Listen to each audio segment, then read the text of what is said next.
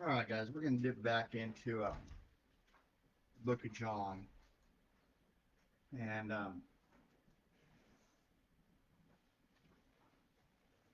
we're going to be going through this again in the overarching theme of the book of John. What I'm really trying to emphasize is this idea that God is with us, and I don't think there's a single better. Well, no, that's not true. John chapter 1 says it pretty well, but this might be um, the best example of God with us that I can think of in John chapter 12, what we're hitting today. Um, there's a lot in there, just different stories about people coming to God and to Jesus. Same difference, but it just amazes me because as I was going through this, I stopped and I thought about it. And at no point in time can I think of a time where Jesus said to anybody, whether it was one of his disciples who was maybe a little too clingy, like maybe John was. John constantly refers to himself as a disciple that Jesus loved.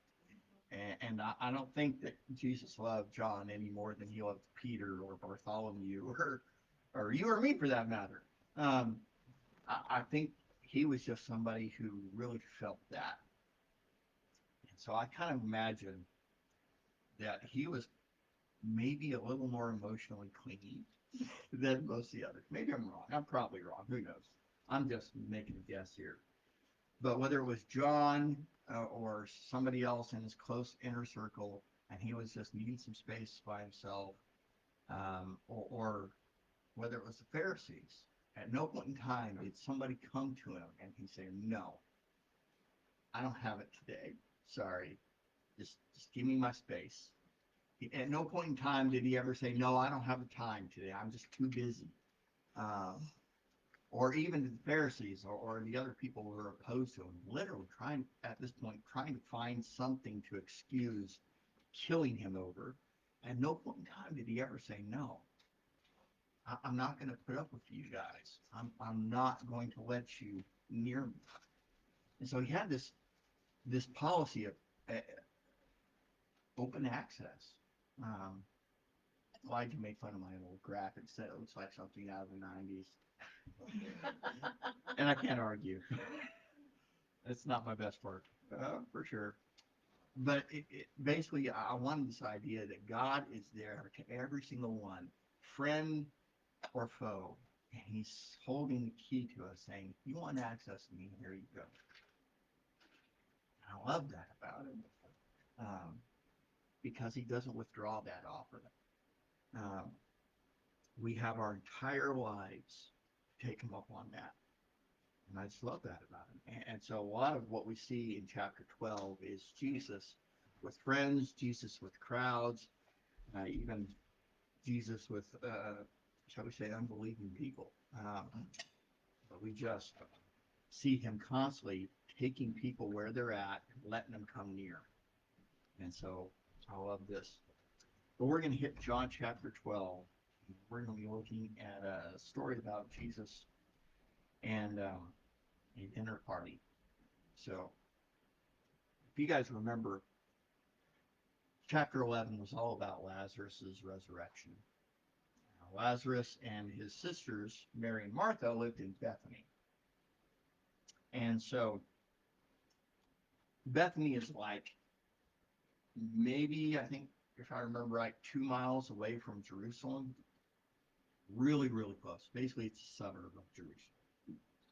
And so Jesus being here, um, word gets back to Jerusalem to the people who are looking to kill him. And so they know, they automatically know. But Jesus had left some point after bringing Lazarus back to life, um, and came pretty much right back.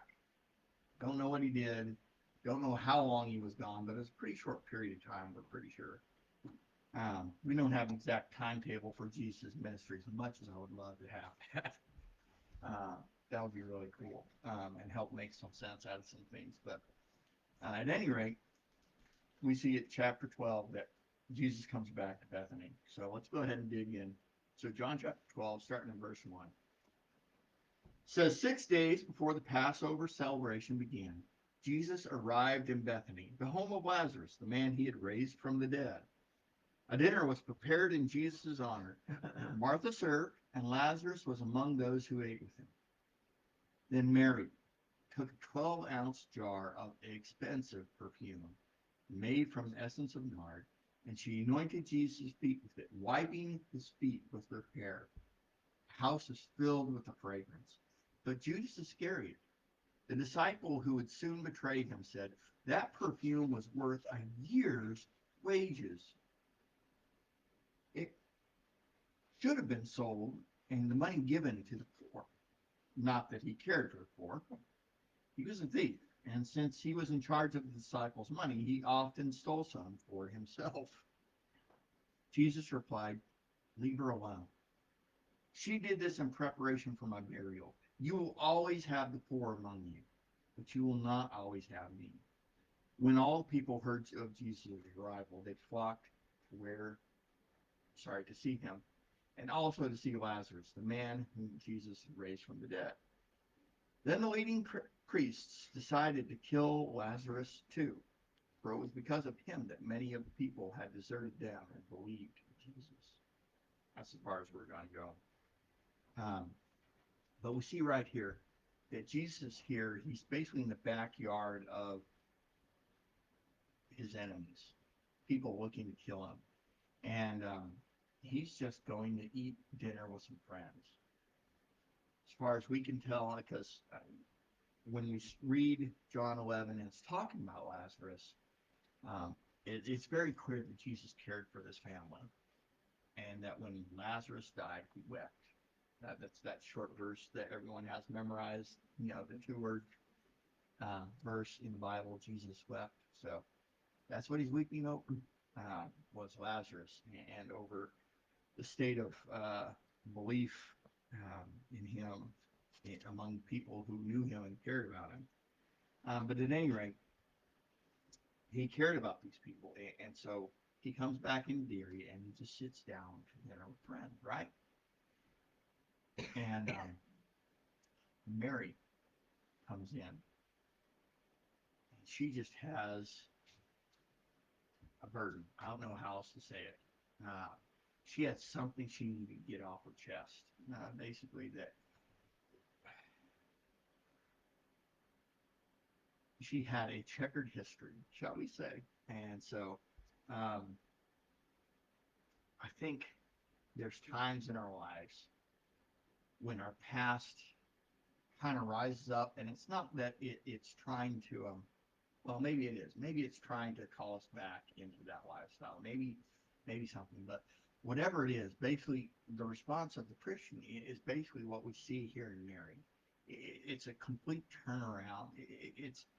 It's not just leaving that lifestyle behind, but when it comes back to try to remind us, it does remind us, but it reminds us in a good way that we have a Savior, that we have someone who poured out an amazing grace on us and lived a life that we couldn't live and died a death that we deserved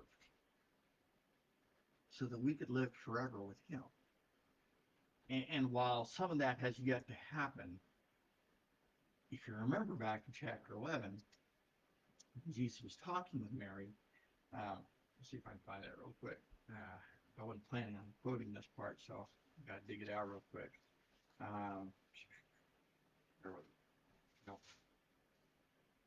Martha, Mary. Yes. Verse 32 says, "When Mary arrived and saw Jesus, she fell at his feet and said, 'Lord, if only you had been here, my brother would not have died.'" And basically, what we see both, because Mary and Martha both said that exact same thing. And what we saw was basically this window of unbelief in, into their lives. That despite knowing who Jesus was and having a good idea, Jesus still has to come back to his friends, his followers, the closest people to him, and he still has to tell them again. Which, you stop and you think about it, that's us.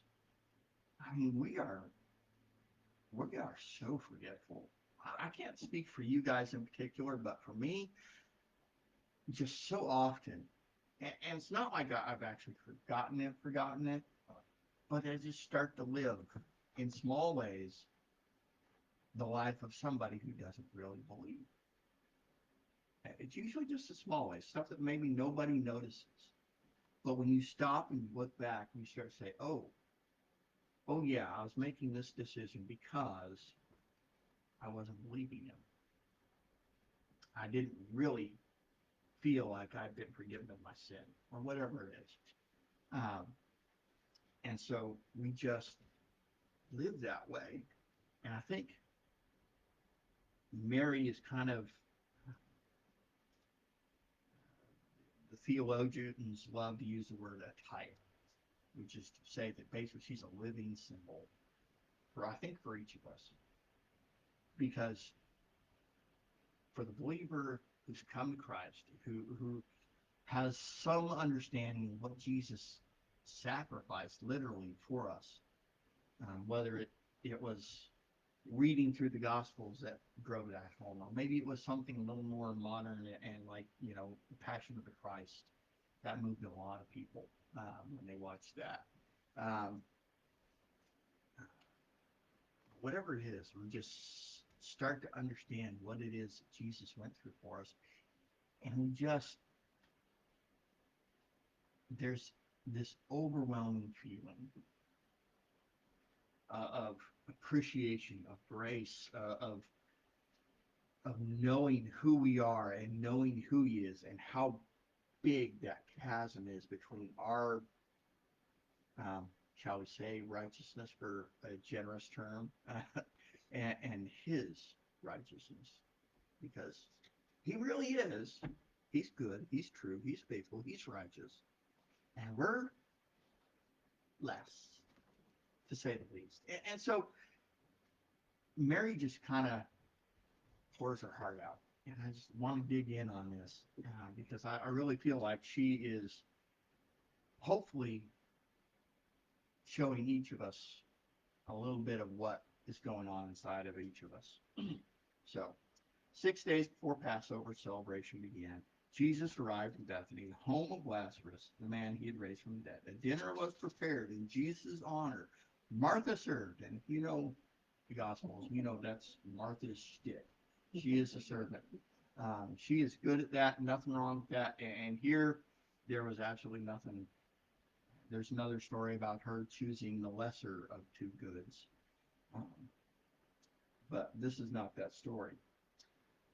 But at any rate, the dinner was prepared in Jesus' honor. Martha served, and Lazarus was among those who ate with him.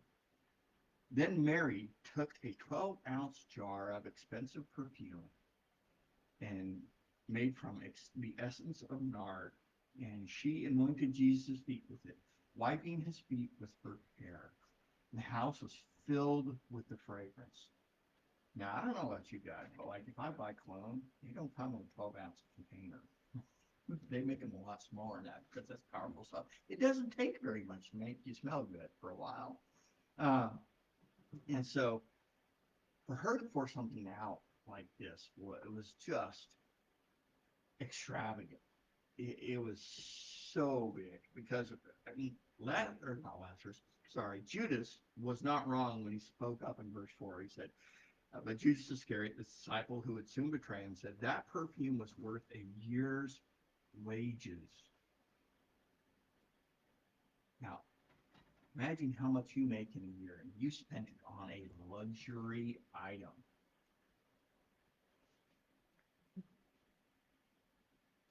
She just pours it out in one thing.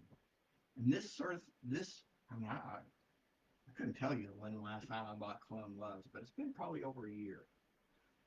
It lasts me quite a while. Um, and it's supposed to. This stuff is supposed to last for a very long time, and she just upends it. The great thing about this is that this is what she has to give. she's literally pouring out a treasure for Jesus. And I think what he treasured even more than that perfume was the heart behind it. So is it okay to say that that was her? That was that was her essence that she poured out, or was someone else's? That was no, that was basically a perfume. And But you but can it was say it was, hers. yeah, it Or she belonged to did. her. Yes, Okay. yes, absolutely, yeah. And so, yeah, she gave something that was deeply precious to her that she had spent serious money on. Basically, it'd be like walking up and giving Jesus a new car. It is effectively the extravagance of the gift. Um, that's what it amounts to.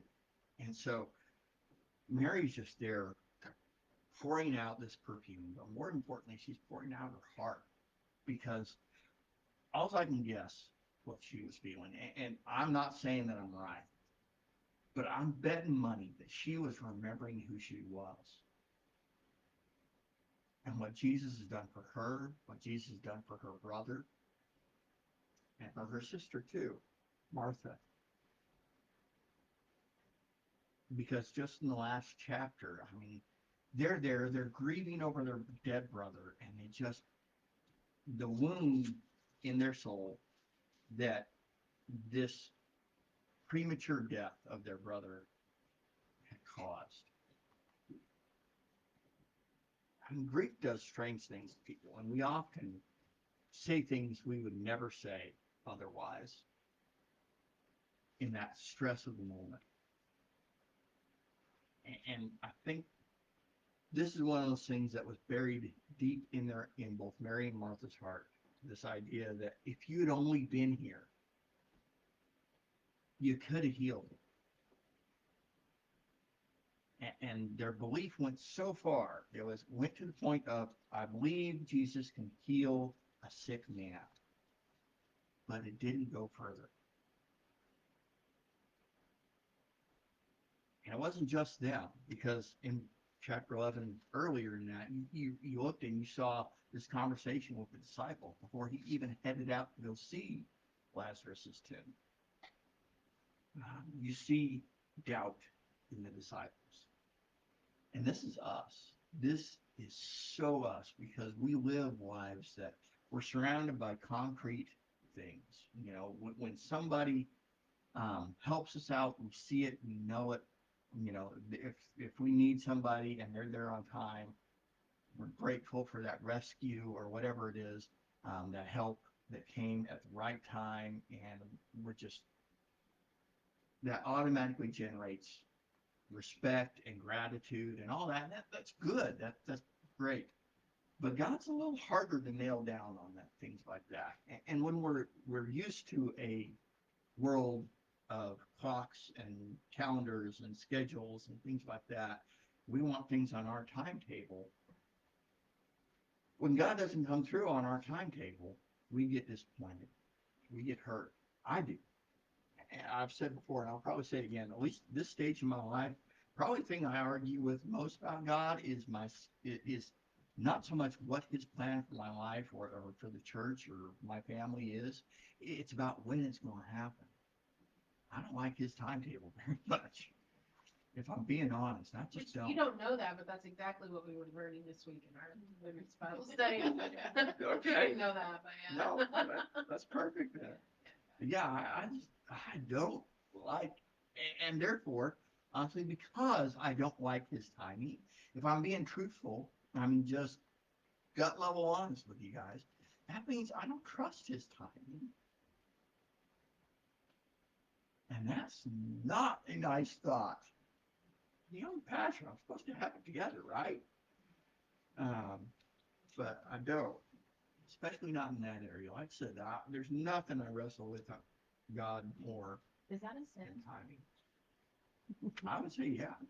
I said, because you're not trusting them. It comes down to everything that Jesus was trying to do was trying to lay out this path that leads us to belief. Now he gives us lots of reasons, especially we read through the Gospels, and we see everything he did, everything he said.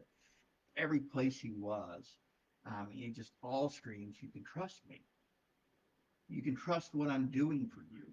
And so for us to respond, especially after we not only have the stories in the Bible, but we have our personal stories where God's come through. And we see all that, we take all that into account, and then we stop and we say, okay, God, I trust your plan, but I don't trust your timing.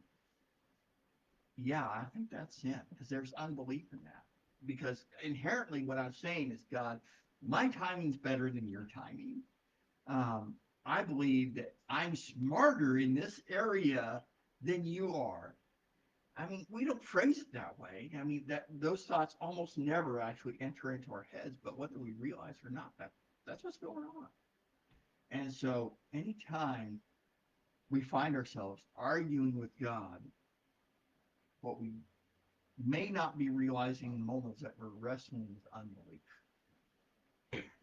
And that's the process of God maturing all of us. It's moving us from unbelief to belief in every single area of life, so that someday, hopefully, I'm going to actually trust His timing, and I'm going to like His timing. I may give Him a suggestion on when I'd like something to happen, but when it doesn't happen, I'm like, "Cool, God, I know it's going to happen at a better time than when I was thinking, because His timing is perfect.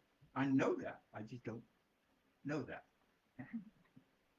So, at any rate, we see this unbelief in Mary and Martha in chapter 11. And perhaps it was only that. Maybe Mary, in the space of time between when Lazarus was raised and she was talking with Jesus, and she poured herself out and just said, "If you'd only been here." And then he turns around and says, "Oh, well, you believed me for healing, but not for this." And then he brings his brother back to life. He needed a bath. But at any rate, point is that she had that facade that we like to put on that covers up our unbelief. She had it ripped away because she saw that she trusted Jesus for a healing, but not for a resurrection.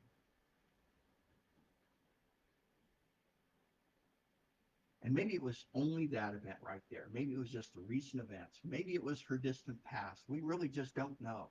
Maybe it was all of it. That's what I'd like to think, is that when we stop and we think about everything we've gone through, where we were versus where we are, and even the small adjustments, like something like, because honestly, I'm not going to lie, it's a big deal to believe God for a resurrection. Have you ever, in your prayer life, asked God to bring someone back to life?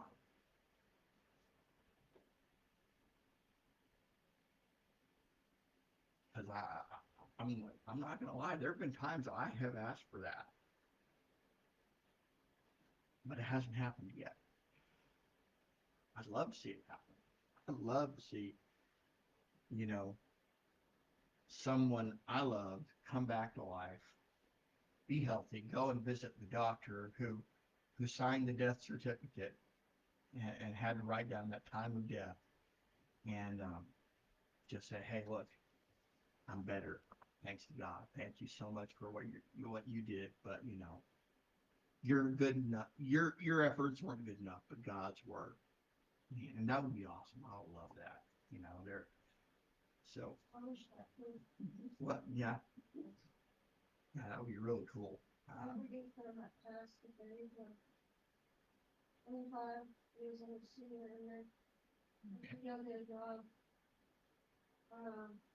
Supposedly some metal hit his head and it was just a tiny barely hit.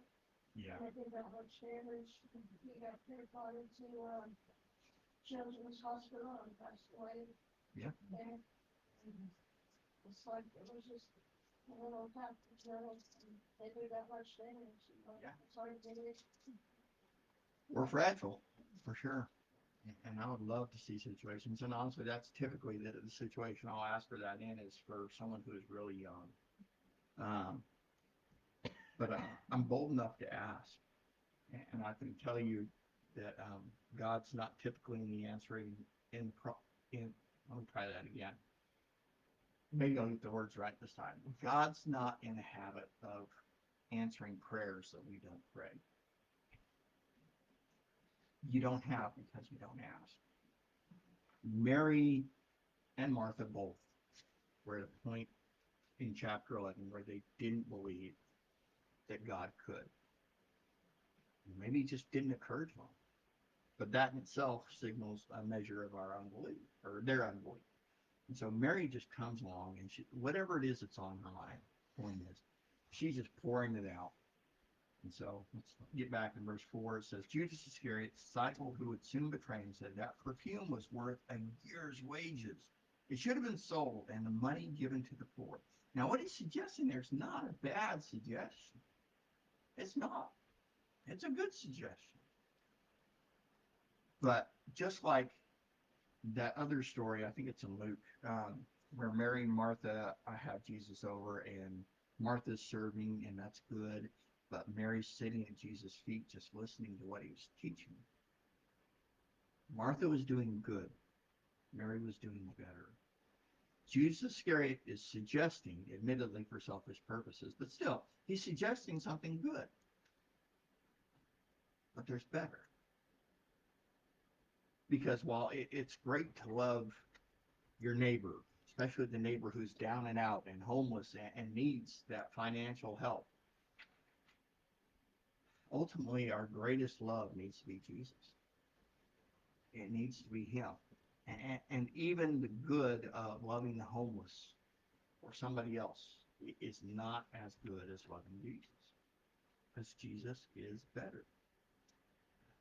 So he said, if we'd sold it and given the money to the poor, he said it should have been sold and money given to the poor. Not that he cared for the poor. He was a thief, and since he was in charge of the disciples' money, he often stole some for himself. Jesus replied, leave her alone. She did this in preparation for my burial. You will always have the poor among you, but you will not always have me.